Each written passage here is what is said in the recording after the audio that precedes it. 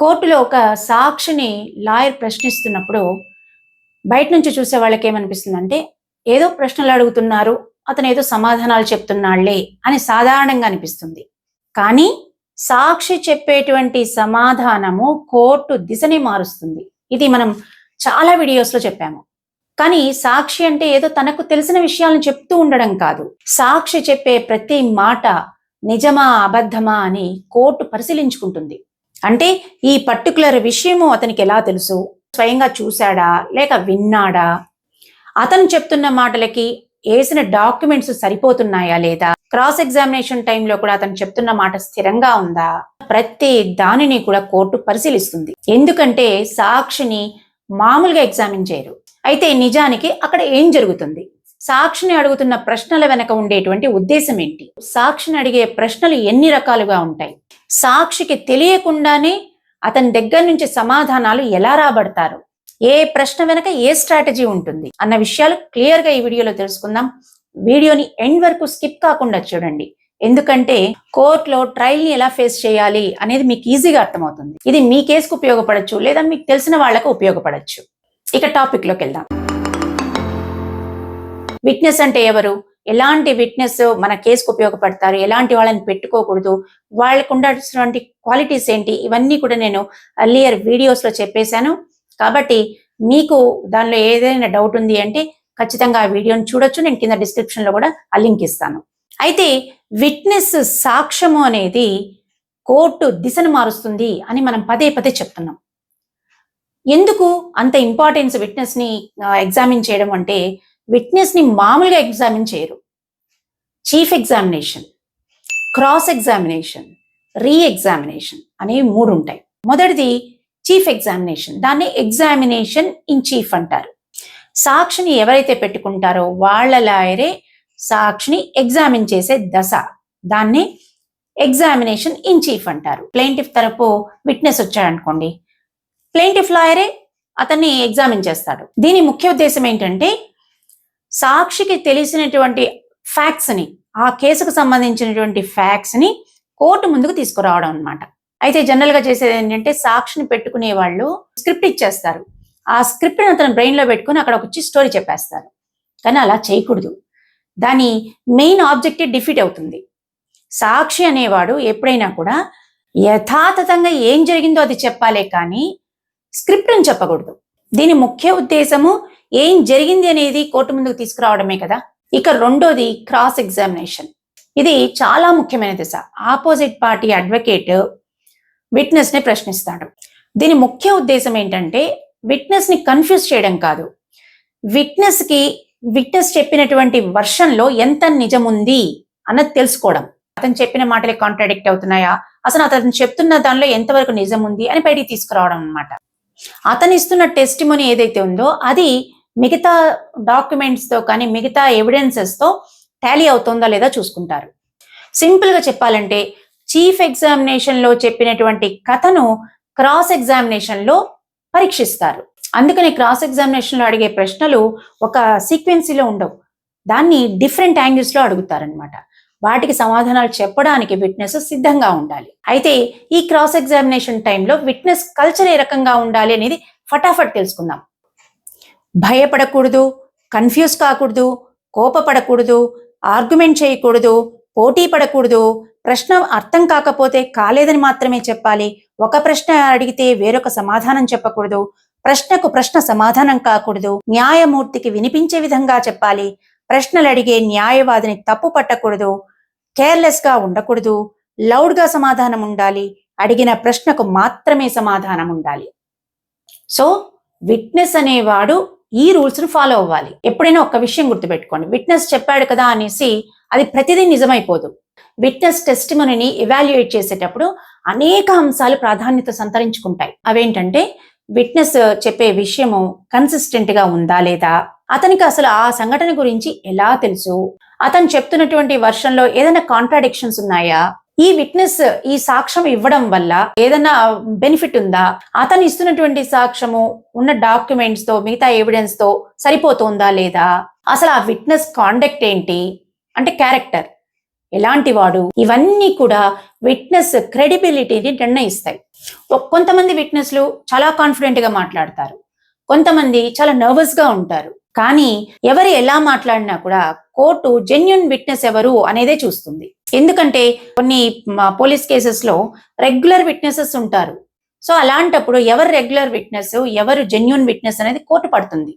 ఎందుకంటే విట్నెస్ అనేవాడు బాగా మాట్లాడేవాడు, బాగా ప్రాక్టీస్ ఉన్నవాడు కాదు కదా.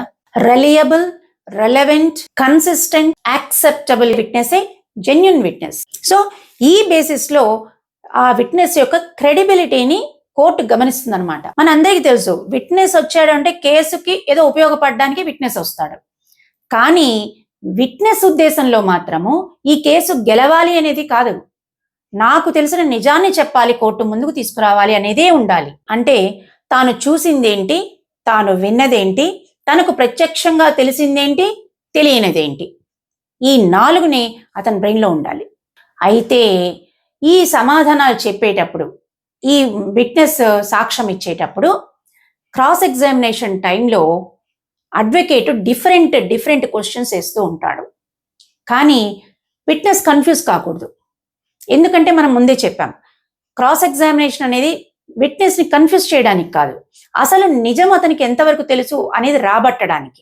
కాబట్టి తనకి తెలిసిన నిజాన్ని కోర్టు ముందుకు తీసుకురావాలి.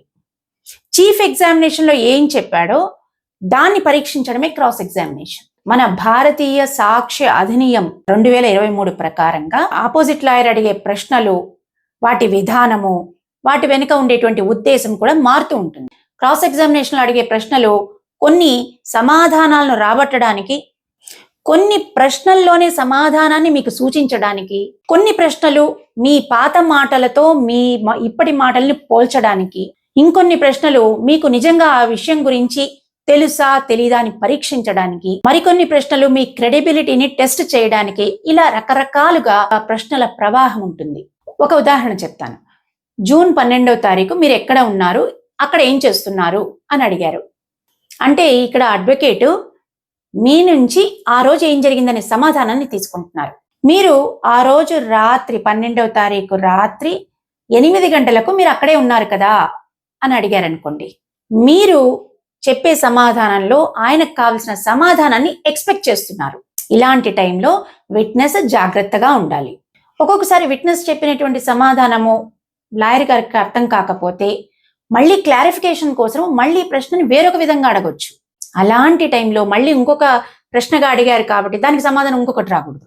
కొన్నిసార్లు విట్నెస్ క్రాస్ ఎగ్జామినేషన్ లో చెప్తున్నటువంటి మాట, అతను చీఫ్ లో రాసినటువంటి మాట వేరుగా ఉండొచ్చు. ఆ స్టేట్మెంట్ ని ఈ స్టేట్మెంట్ ని కంపేర్ చేసిన క్వశ్చన్స్ కూడా ఉంటాయి. కొన్ని మీ క్రెడిబిలిటీని టెస్ట్ చేయడానికి ఉంటాయి.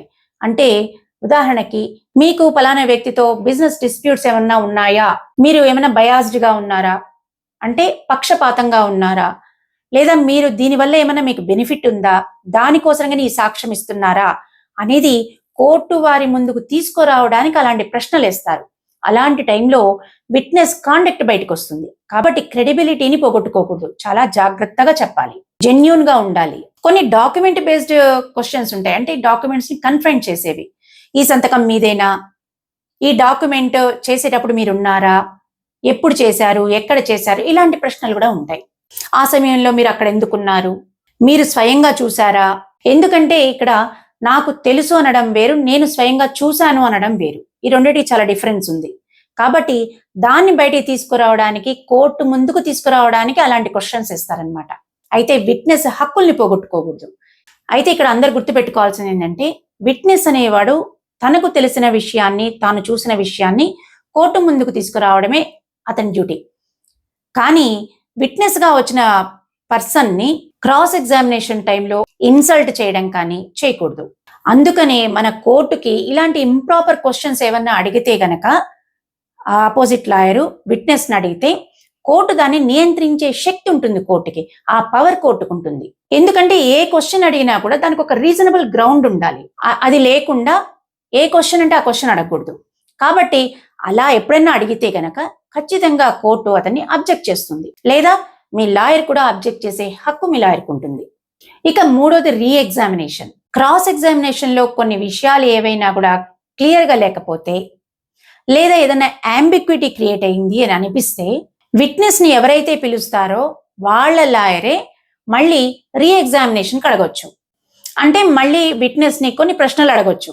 దాని ద్వారా ఏంటంటే కేసు డ్యామేజ్ కాకుండా క్లియర్ ఆన్సర్ వచ్చేటట్టుగా చూడొచ్చు. దాన్ని రీఎగ్జామినేషన్ అంటారు. దీని ముఖ్య ఉద్దేశము మళ్ళీ ఒక కొత్త కథను సృష్టించడం కాదు. క్రాస్ ఎగ్జామినేషన్ టైంలో ఏదైనా ఒక విషయం మీద కన్ఫ్యూజన్ అనేది వచ్చింది అంటే దాన్ని క్లారిఫికేషన్ ఇవ్వడం కోసం రీఎగ్జామినేషన్ ఉపయోగపడుతుంది. ఇక్కడ అందరు తెలుసుకోవాల్సిన విషయం ఏంటంటే అసలైన విషయము కోర్టు వారికి అర్థం కాకపోతే గనక జడ్జి కూడా విట్నెస్ ని చట్టం ఇచ్చిన పరిధి ప్రకారంగా ప్రశ్న అడిగే వీలుంటుంది. సో ఒక విట్నెస్ కోర్టుకు వచ్చిన తర్వాత ఎన్ని ఎగ్జామినేషన్స్ ఫేస్ చేయాల్సి వస్తుంది, ఒక చీఫ్ లో కానీ క్రాస్ లో కానీ రీఎగ్జామినేషన్ వల్ల ఉపయోగాలు ఏంటి, విట్నెస్ ఏ రకంగా మాట్లాడాలి, ఇవన్నీ కూడా మీకు క్లియర్ గా అర్థమయ్యాయి అనుకుంటాను. ఈ వీడియో పైన మీ అభిప్రాయాన్ని కింద కమెంట్ రూపంలో చెప్పండి. ఈ వీడియో కనుక ఇన్ఫర్మేటివ్ గా అనిపిస్తే లైక్ చేయండి, షేర్ చేయండి. మన ఛానల్ ని ఫస్ట్ టైం చూస్తున్నట్లయితే సబ్స్క్రైబ్ చేసుకోవడం మాత్రం మర్చిపోకండి. ఛానల్లో వచ్చేటువంటి ప్రతి వీడియో మీ దాకా రీచ్ అవ్వాలంటే పక్కనున్న బెల్ ఐకాన్ని ప్రెస్ చేసి పెట్టండి. ఛానల్లో వచ్చేటువంటి ప్రతి వీడియో మీరు ఈజీగా చూడగలుగుతారు.